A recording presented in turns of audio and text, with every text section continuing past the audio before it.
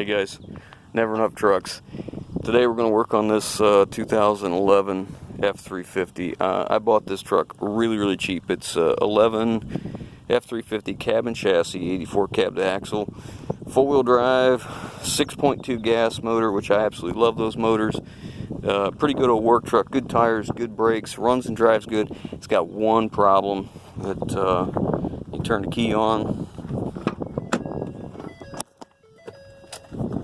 As soon as you do, it starts to leak gas back here. There's a leak on top of the sending unit. Turn that off.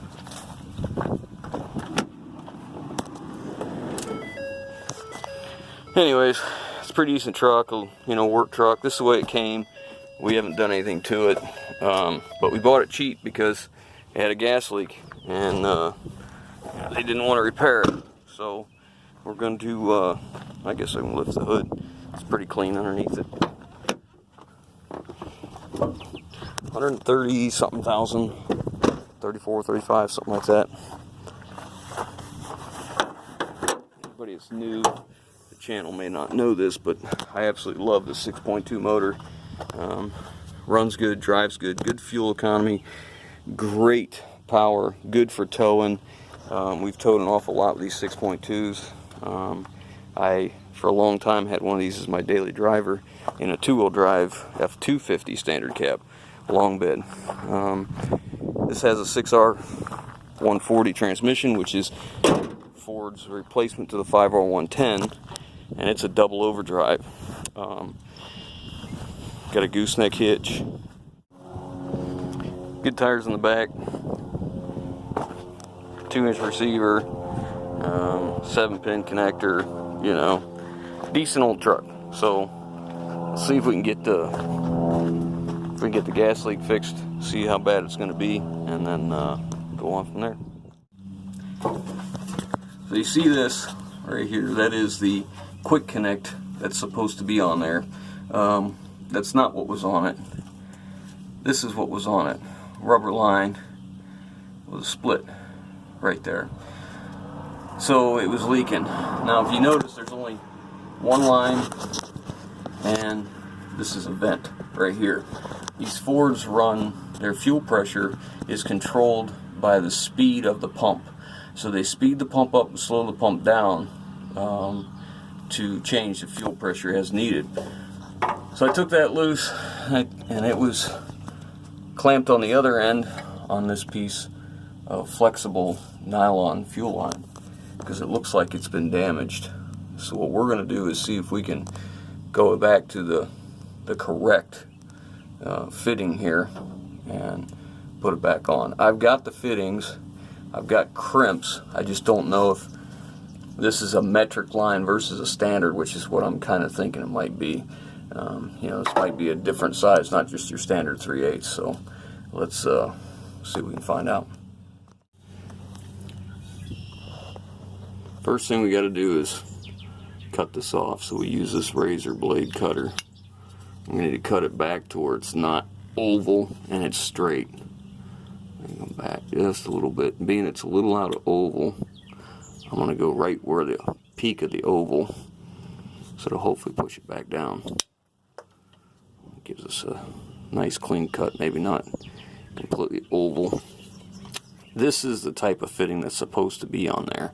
It's a push to connect, and it's got a release right here. I don't know if that'll focus or not, but there's a ledge right here that when you push on this, it moves it back and forth, and that's what clips on that ring.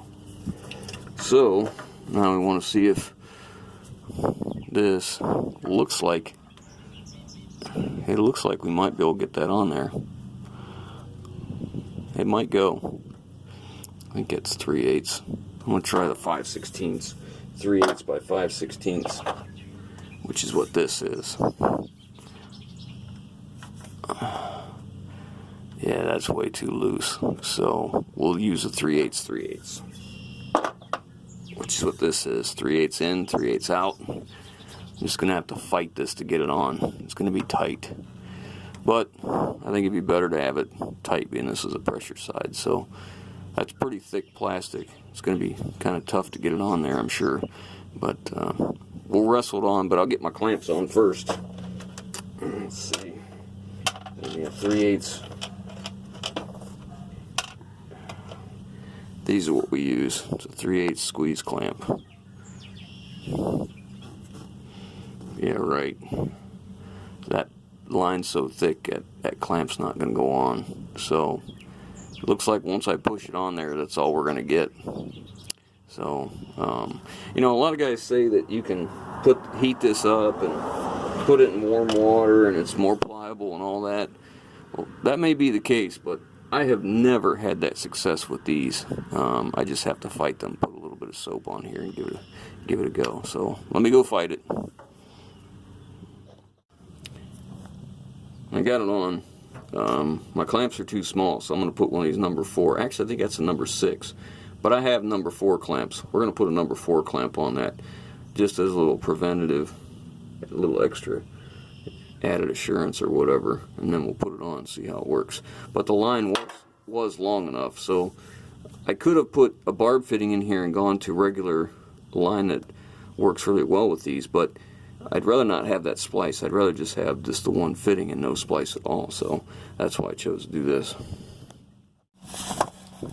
So you can see right here what the problem was. They had this on that spout, and it was kind of pinched like this, and it was pulling on it. I don't know if that had anything to do with the failure, or if it's because it was on there so tight and it kind of spread. Maybe it broke a few cords in there, because what that fitting coming out of the sending unit was obviously too big for this, because this was on there very, very tight. Like, I was worried about breaking the sending unit, as you can see there. So I don't know if when they putting it down over there and there's that collar ring around it, if it broke some cords in there and that's why it failed. But anyways, it needed to be fixed correctly. Alright, I tried to use a heat gun to try and shrink that, and it made no difference whatsoever. So I put a clamp on it. Now I gotta get it up here. And somehow I gotta reach up in here. Oh, there we go. There it goes. Snap. Get that back in place, and now I'll turn the key on. You stay there. We'll see if it leaks.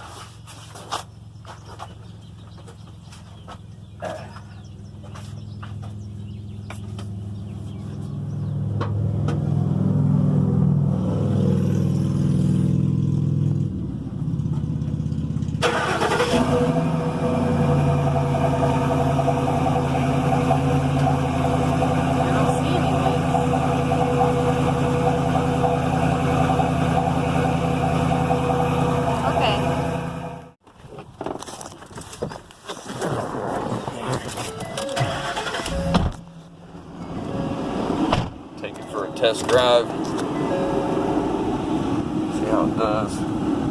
What are you looking at? The air conditioning all going. Hope it's not blowing in the thing.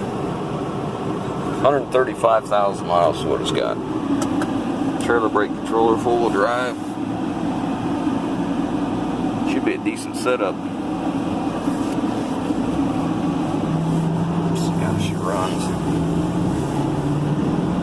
Oh yeah, very nice.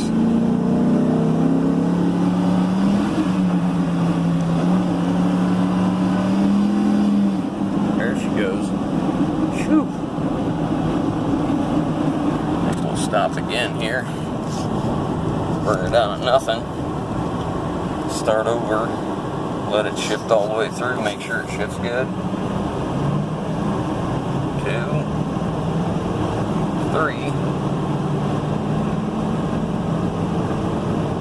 4, 5,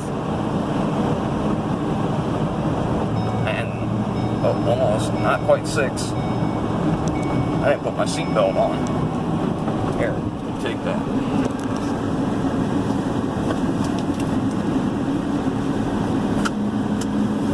It's on the highway a little bit. Here, let's get on the highway and we'll bring you back.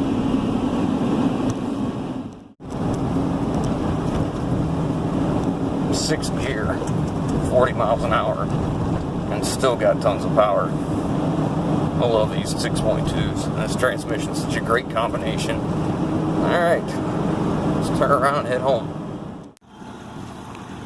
Okay, we're back. Put some miles on her. Been sitting here running for a few minutes, and I don't see anything dripping. It's pretty good. Anyways, I bought this truck, and I know a lot of guys in the comments are going to ask me what I paid for it, and I'm not going to tell you. But what I will tell you is, based on I had a problem, you know, most people weren't interested in the truck. They passed it over, and when the company offered it to me, I'm not afraid of a little bit of work. So I paid about half of what it was worth, and I've owned it for, I think I've had it for 24 hours now, and it's sold. Truck is sold. So I pass my savings on to the next guy. He gets a nice truck, reasonably priced. He can move on. We all happy, and we'll go do it again. So if you guys like what we're doing, give us that thumbs up. If you haven't already, hit the subscribe button. Leave your comments down below. We'll catch you on the next one.